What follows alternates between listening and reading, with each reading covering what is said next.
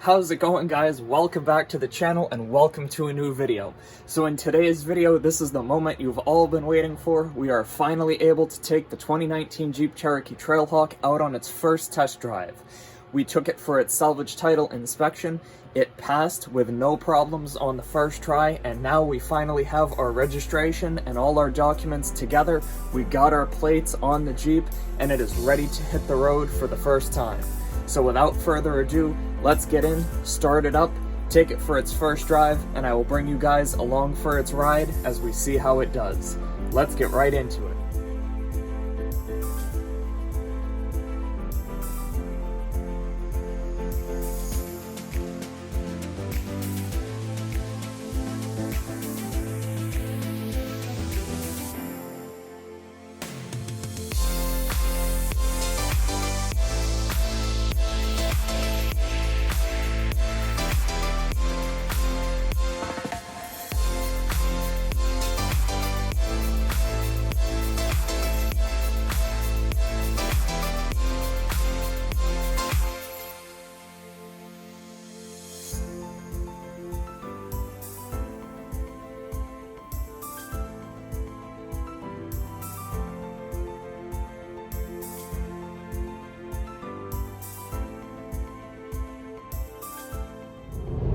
Alrighty guys, so we've got the Trailhawk out here on the road. We've put about 60 miles or so on it today, running up to the dealership to grab some parts for a couple other vehicles. It has done absolutely great so far. There's been no hiccups with this vehicle. It rides perfectly smooth. I am 100% happy with it. You can see we're cruising along at highway speeds. It rides very smoothly. There's no clunks, creaks, rattles, or any unevenness in the suspension. I couldn't ask for anything better, especially given its prior history. Seems like it's been a very well-built vehicle and it's doing great so far. 100% positive this thing will be happy and good to go for many, many miles further. So we're just gonna keep on driving here, make it home, and we'll get this thing put away and we'll wrap up this video.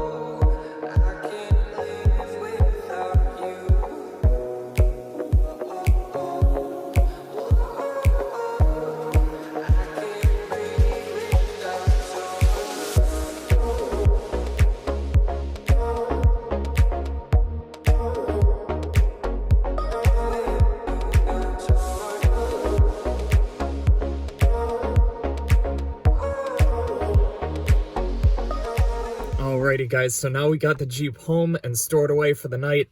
It went super well on its first test drive, and I'm really happy with the overall result of this rebuild project, and I'm really happy with how it drives. Now, not coincidentally, this video is going to go live on February 18th. February 18th is not an insignificant date to this vehicle. The accident that happened in Minnesota, where this car came from, that totaled it, occurred on February 18th, 2021. This video is going live on February 18th, 2022, exactly 1 year after that accident occurred. So within the span of a year, this vehicle was wrecked, totaled, sent through the insurance auctions, purchased, rebuilt, and returned to full service on the roads in a perfectly safe and usable manner.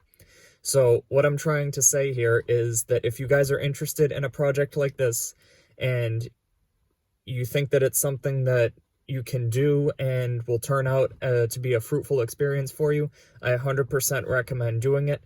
It is very enjoyable for me to do, and I think if you guys are interested in a similar project, you'll find it very enjoyable as well.